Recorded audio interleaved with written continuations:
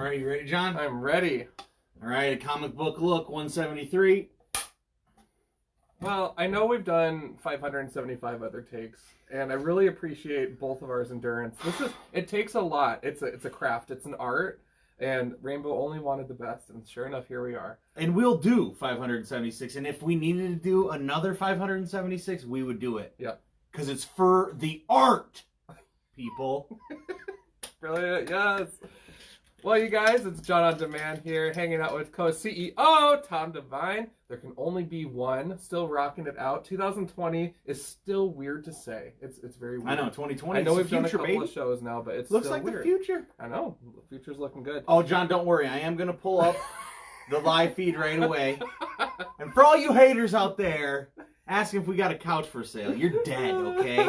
So you know what? I can't believe I failed. I never knew that burn before, and last week we had some funny guys commenting about it, they wanting to buy our couch. Me and John were like, what are you talking about? I had to Google it afterwards, you guys. Then, I failed the internet. I failed our city. Yeah. So. Don't tell Ollie Queen. Darn it. But it's okay. Yeah. Oh, heavens. Anyway, heavens to Betty. Yeah, heavens to Betty. Another day and some more comic book reviews in the house, right, John? Exactly. It was actually a really good week, I think, for both of us, based on what I'm seeing at the table. And I am just so thankful we have weeks like this, because last week's reads, like I said, I never told you guys, but the one thing I was going to tell you about some of the issues I talked about were some of them actually aren't even going to be entered into my database or put into the boxes. Really? Yeah, they're going straight to the flowers thing that we're doing. Oh they're cutting them up God. and making them into You're not even going to put them in your database. Like, nope. A Never new happened. comic. Never happened. So it's not even one you took off the dollar wall, just one that you don't ever want to No, just didn't want it. So it's like transferring a Pokemon in Pokemon Go. Dark, shred it into candy, you're done. Dark. That's great. Well, Mike and Matt are watching. Mike, the soda machine is for sale. $999,999. Great question. Yeah, excellent question. But definitely, what books are you reviewing? It looks like you got a good, healthy stack there. So let's kind of tell the people before we get too far into it what we're going to be talking about today. Well, I'm going to put this one last because I got to save it for last. But on the X-Men front, you guys, we're going to be rocking out today with Excalibur issue 6, as well as Marauders issue 6. Batman issue 87. Love that card stock variant cover. Atlantis Attacks that we were talking about with new agents at Atlas. And then finally, the Web of Venom, The Good Son. Ooh. So Web of Venom. Oh. Last week, or was it 2 weeks ago, we saw a Venom book from John, and he wasn't that happy about it. Is this one going to be different? Only time will tell. Save the most epic review for last. Definitely. So I'm going to be talking about the Old Guard, Force Multiplied #2, Greg Rucka and Leandro Fernandez. And then I got Ether. This is a Dark Horse book from Matt Kent and David Rubin, issue number 5, which is the wrapping up of this arc. We get this cool double, full page back and front page to make this one piece of art.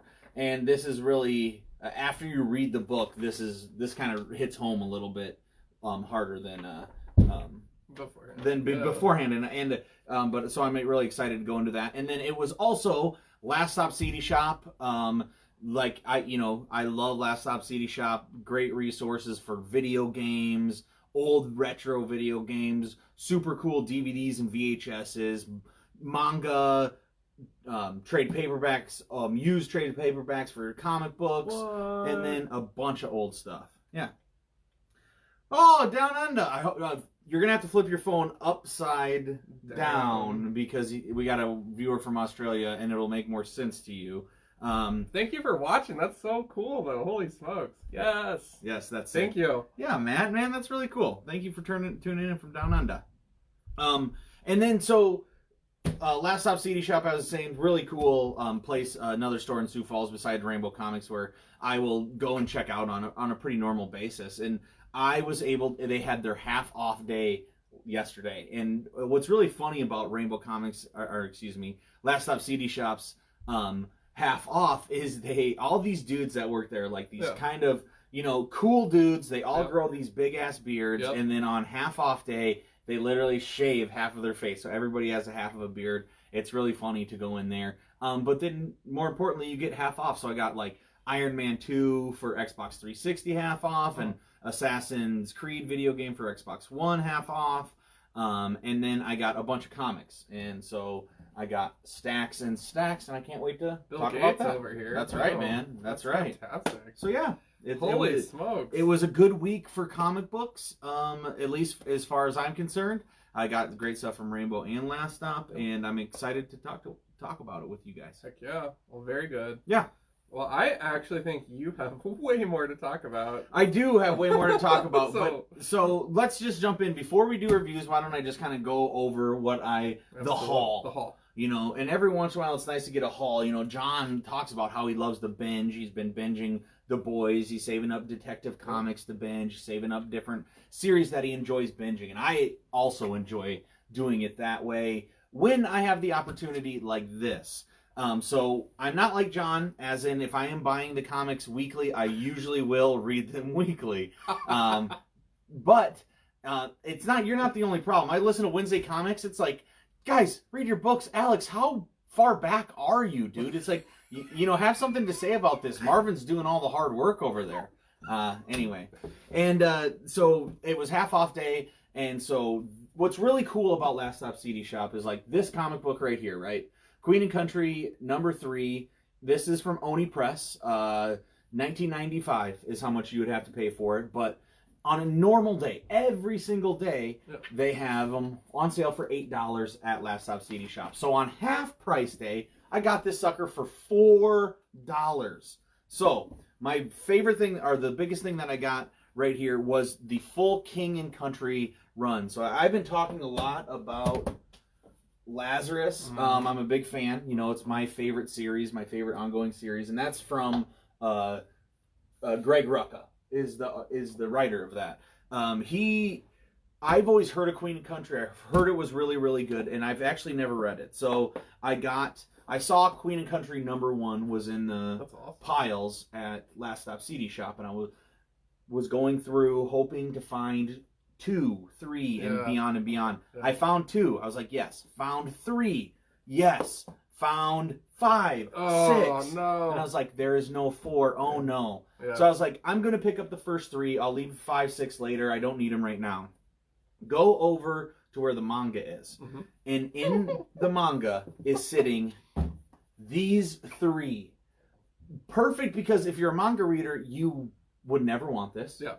Because you don't know what it is. Yeah. And a lot of comic book readers don't go over there. So even though it was 9 o'clock at night, this had not been pulled. So I matched up. This is the definitive editions. That's cool. So it's a little bit smaller, as you can see, from the original Queen and Country. And even though it looks different, these are the same books. Okay. You know, so I have the series, and I got 1, 2, 3, and where 3 left off is where Volume 2 of the definitive edition. Wow. So at this, for next to nothing, I have now the complete series of Queen and Country, written by Greg Rucka, who, as you guys know, I'm a huge, huge fan of. So that was really exciting for me. Next up, I got Fatale. So I originally picked this up when it first came out, and I have maybe the first 7 or 8 issues.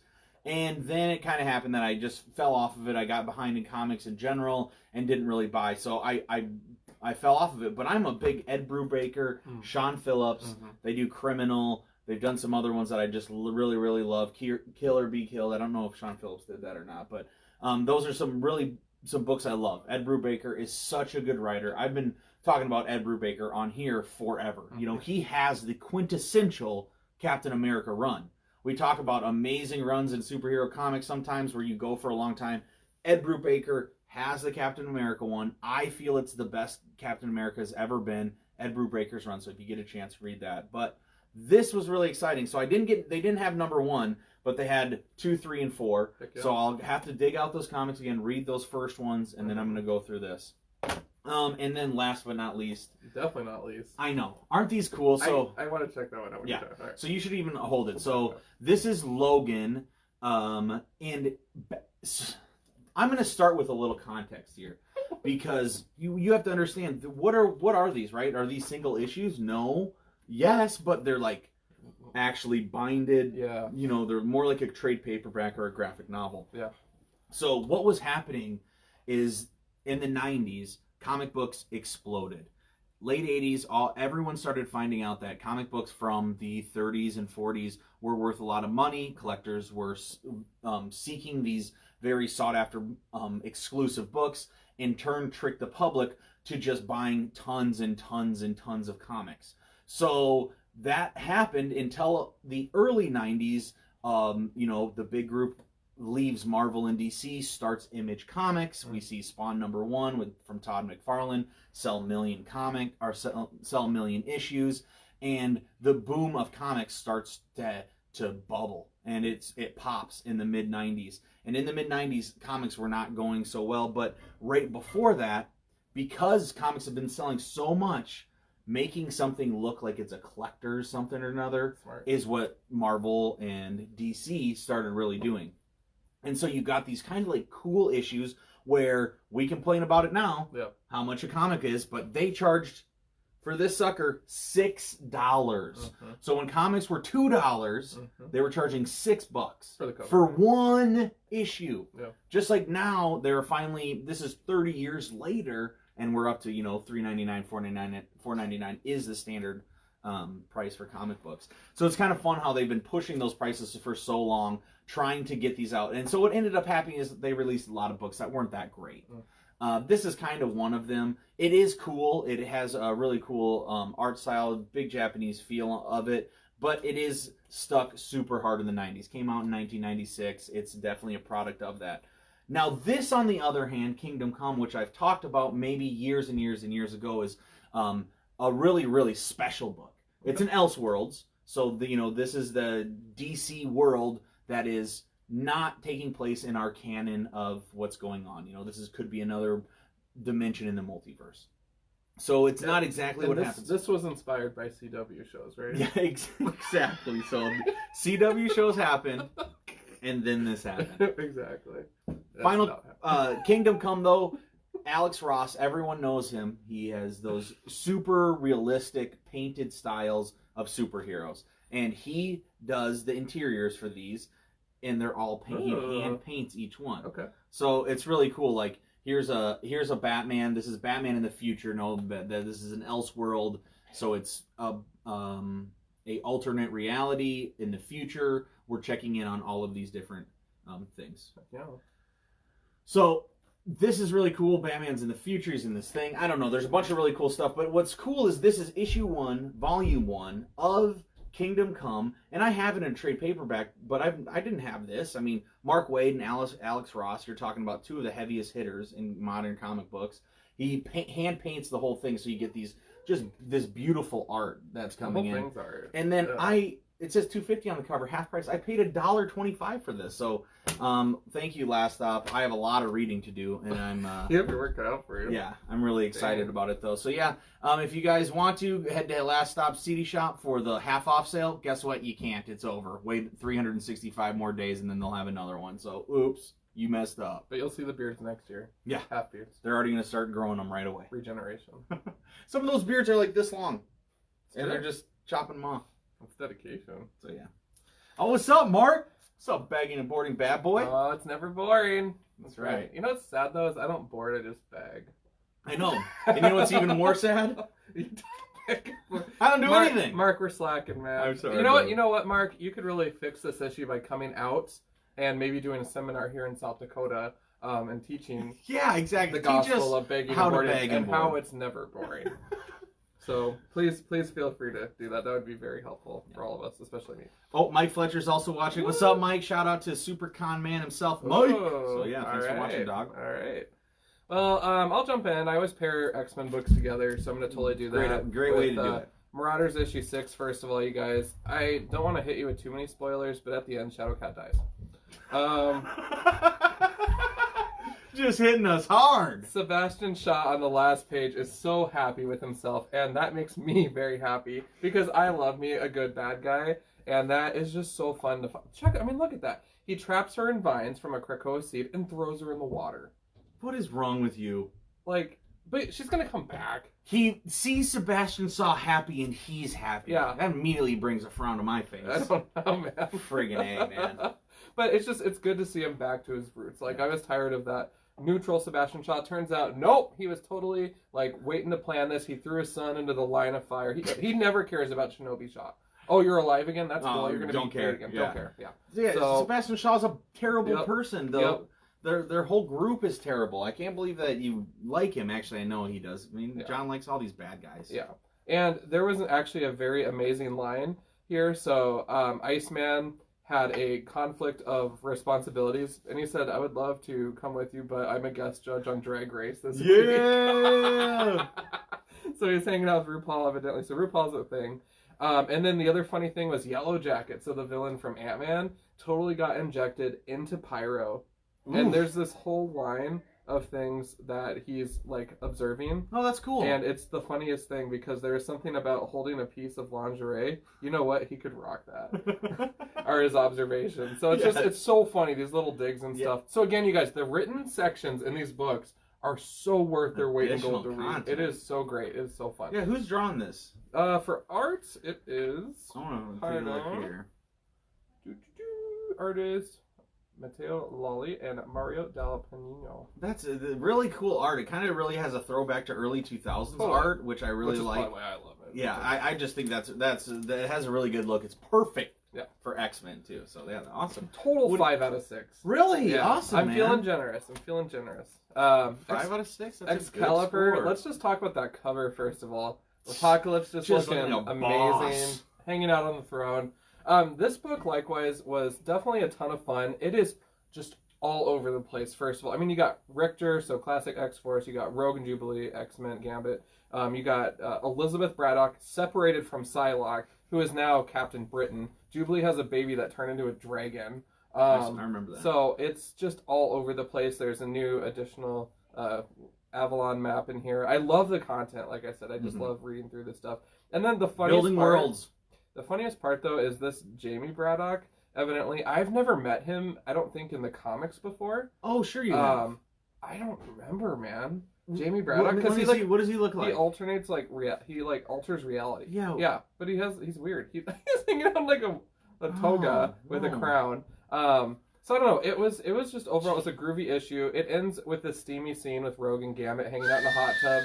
Rogue's like, I don't know about this island. Like, I think they're expecting us to have a baby now, and But the interesting thing is that they're able to actually like enjoy each other's company physically, which is cool because Rogue can't exactly normally. So that's kind of cool on her behalf. Gambit wants to get it in. She only waited a couple decades of comics for that. Exactly. And then other than that, Brian Braddock failed the test, so he's not worthy of the sword. And his new outfit, I think, looks kind of Metro.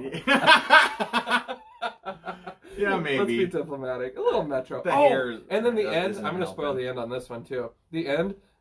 Jamie Braddock goes downstairs and finds Apocalypse literally dissecting Morgan Le Fay, the arch magician or whatever, who's been a longtime foe of Doctor Doom.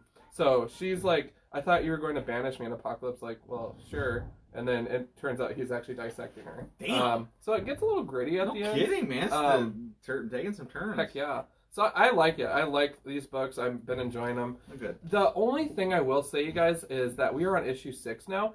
I thought X-Men 5 was coming out a few weeks ago because I thought it said so in one of the previous lists. But now it's coming out on Wednesday of this week. Yeah. Which is just so strange to me. Like, yeah, why are the numbers off? Yeah. Why are the numbers off? It doesn't make sense. I'm the king of patterns, so I don't know. But I just gotta get over it. Yeah. 5 out of 6. 5 out of 6. Apocalypse doing a Doogie Howser on her is pretty fast. I don't know if you caught that, guys. That was gonna be a 4 out of 6, but he bumped it up at the end to a 5. Yeah, that's really cool. And John, it's because the guys who are working on these main books, they want to get it right. They get those high quality, artists on it, and it takes them a little bit longer. And that's probably why you're on issue 6 of Excalibur, and not having even on issue 4 of the main series. So, well, cool. So I'll go into one of my reviews. What should I do? Ether or Old Guard first? Ether. So we got here Matt Kent, David Rubin, Dark Horse Comics, issue number 5. Ether, the disappearance of Violet Bell. And spoilers, of course. I won't go too heavy into this, but Violet Bell appeared at was the last page of our last issue. So now, she has disappeared. This group of 3 guys has banded together. One is a human that is an Eternal, which will come up later about Eternal humans. And then he has like these 2 aliens, friends that are helping him find Violet. And we kind of find out that, he's in love with Violet. And she's what it appears to be in love with him as well. So basically what we get is this story. If you guys know Matt Kent at all, this is actually rather straightforward for him. He does mind management. He always has his books listed in the back, so I'll go through these. But Black Hammer, mind management, Two Sisters, Ether, Department H. These are very weird books, and he is not a very linear storyteller. And this kind of tells this linear story of, now that this whole group is together, they need to kind of like stop this force that is going to create havoc, and who stole Violet in the first place and broke them all up and all this stuff. And our main character, which is this guy right here, he ends up, he's super, super smart. He's lives forever. And so they want to figure out he wants to figure out how he's going to stop this entity. And what ends up happening is he has to, here's the spoiler alert, he sacrifices himself. And to do this, he destroys the other being. All of his friends live. It's very tragic and sad, and done in this really, really beautiful way. Where so many weird sci-fi elements had been happening in the series beforehand.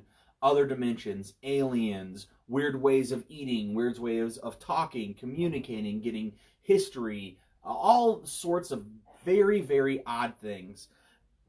I did not see this coming. Seems completely grounded at the very end now into this beautiful piece where this man sacrifices himself, he's lived forever. So he has to be very afraid of death in the first place, but he knows that this is the way that his friends and the world and the universe can keep going in a way, and ties it all together.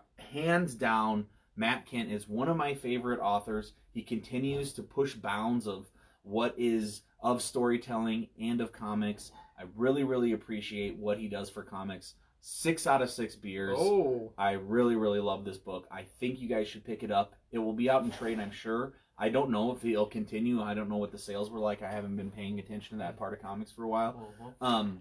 But I really hope that they're there, and I hope that he ends up doing another issue. And the art is just so beautiful. We got the best cosmic. Whoever this artist is, they need to now move him over to Marvel cosmic stuff, because it's so cartoony, stylistic, and beautiful.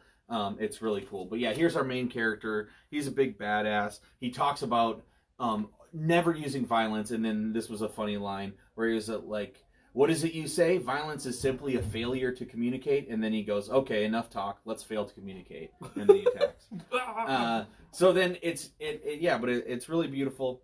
6 out of 6 beers. Pick it up. Matt Kent continues to dominate on the indie comic scene. Boom. Alrighty. Well, we'll just hop over to the DC universe here, you guys. Batman issue 87. Again, it's nice to be current on a title. I am just going to have to spoil the crap out of this one, too. First of all, it is so refreshing to see Penguin being badass. Nice, and he looks like a badass. Yeah, like, you guys, the opening and title page here is Penguin with penguins, one slouched in a chair just chilling, blood splattered on his white belly. And then there's all these people stabbed to death. So basically, he's on the phone with Riddler. He's cleaned out his inner circle, which is like crazy. So all these people that are loyal to him, he's like, nope. And then you got just crazy cameos in here from Deathstroke, Cheshire, all these killers. And it basically turns into this chase after Cheshire, who's actually not there because she uses Clay as a decoy. So Batman takes this new hardware out for a spin and chases her. It's a lot of fun. Cheshire is just someone I love. So remember that series I was reading, the Titans, that was the poser team with like Oh, yeah. Slade Wilson, and then like Cheshire was in there and a bunch of other people. I freaking love that so much, and I wish they would do that again. And is Clay bad again? Oh no, it was just like a Clay decoy. Oh, not It Clay wasn't face. like Clay face. Gotcha. No. And so that was just crazy. Then she tries to kill Batman using her poison nails, except he's like, nope, I have bat nail polish remover. So there's a new one for the belt, you guys. Bat nail polish remover. Ladies, bat nail polish remover. Ladies. Ladies, please, Yeah, come on, come on. okay? Like Let's keep up step here. it up. Let's step it up. Overall, though, it was a fun issue, and Penguin, I mean, at the end, he just looks so boss. Yeah. And he's just in charge of, he's running, I mean, I gotta show you guys that. I mean, he has his ammo around him, like this, he's not taking prisoners anymore, and I just love the classic gun umbrella. Like, Yeah. just total iconic. So, I was excited about seeing Penguin back in his element. Total 5 out of 6 for sure. The only thing that would have made it a 6 is probably just more Penguin throughout the issue, just because, you know, I love my iconic villains. Yeah, dude, totally. I mean, you know, issue 2 of the new Tinian taking over on the Batman series. Yeah. So I'm really excited to see that you're enjoying it, that Yeah. he's taking some different steps, Yep. making it exciting and making it his own thing away from the Tom King run. So that's really cool and glad to hear. All right, so my next book is from Image Comics, written by Greg Rucka and Leandro Fernandez. The Old Guard Force Multiplied, issue 2. This comes as a sequel. We talked about the first one a few weeks ago. As this was a really sought after sequel for Greg Rucka fans like me. Speaking of Queen and Country and Lazarus, this is another Greg Rucka piece.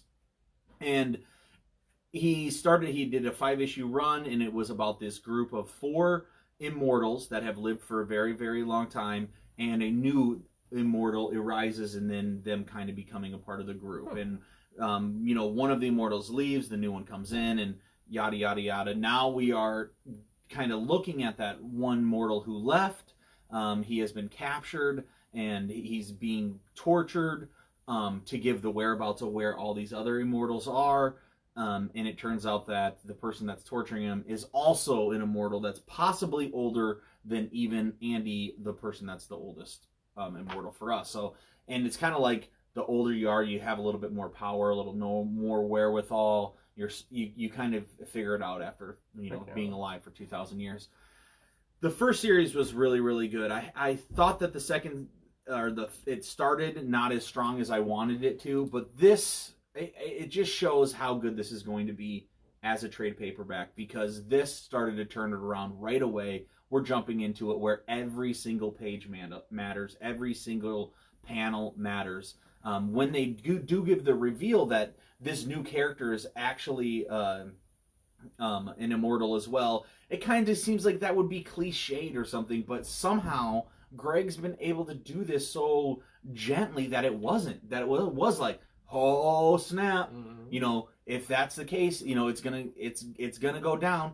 And just to show you just a taste, a little spoiler of how brutal this is.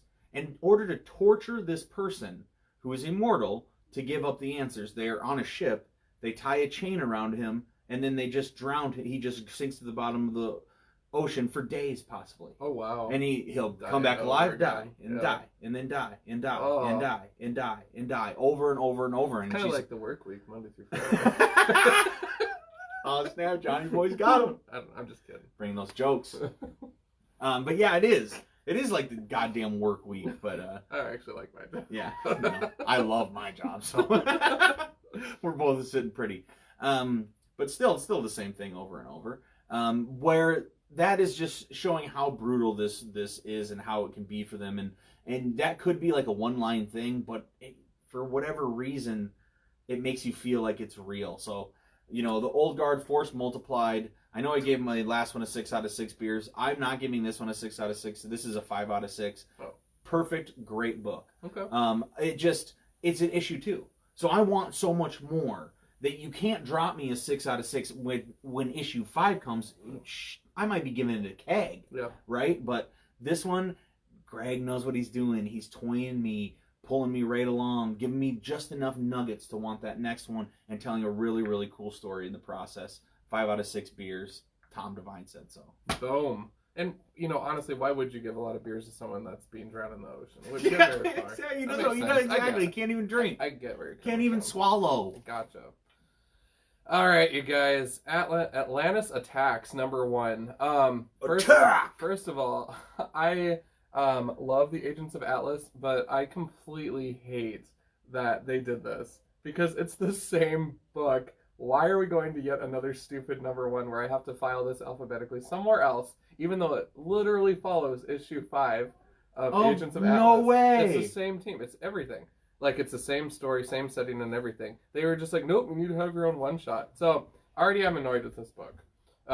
He's annoyed, but he still picks up 87 Marvel books a week, so don't worry, he's not that annoyed, and it's not going to deter him, Marvel, from picking it up when you do it the next time.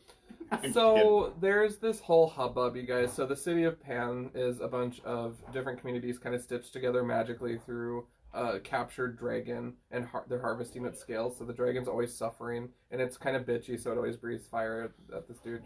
But honestly, Namor gets wind of that and is pissed off about them having the dragon. So naturally, he's going to come invade. So I don't know. I was kind of, I guess, underwhelmed by that part because Namor, I think, probably would have already rescued the dragon if he really wanted it, you know. So I don't know. So I'm just kind of a little blah about that. But I will say I love the team. The overall story, though, was kind of a tanker with this issue, unfortunately. But I do love the splash page with everybody on it. Cool. And that was pretty cool. And I just love all the characters. So I'm not going to completely hate on it, but I am excited about this. So they bring back the classic Agents of Atlas team, which is super dope. So now we got 2 teams coming up in issue 2 of Atlantis Attacks. I'm so annoyed. Why couldn't we have just kept this and the Agents of Atlas 6, 7, 8, 9? You know, let's do a normal numbering. I agree, but you know, the *1's going to get that pop. At least the story gets to keep going. They have a word bubble on the cover. I'm a huge fan of that. That's true. Atlantis Attacks, it kind of has this vibe of like 50s disaster movie, and then to have that word bubble on, you know, it's like I think maybe they're playing with something, and that I'm glad to see that, you know, you're still taking a chance. Yeah.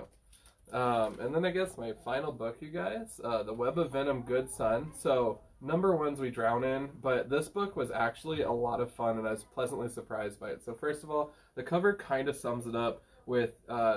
Let's see here. We got what's his name? Normie Osborn. So he was a goblin child character at one point. And then Eddie Brock's son, Dylan, is look at the expressions. Yeah, like, that's good, especially for kids, because usually people suck at drawing kids. Yeah, but they just look menacing. Yeah.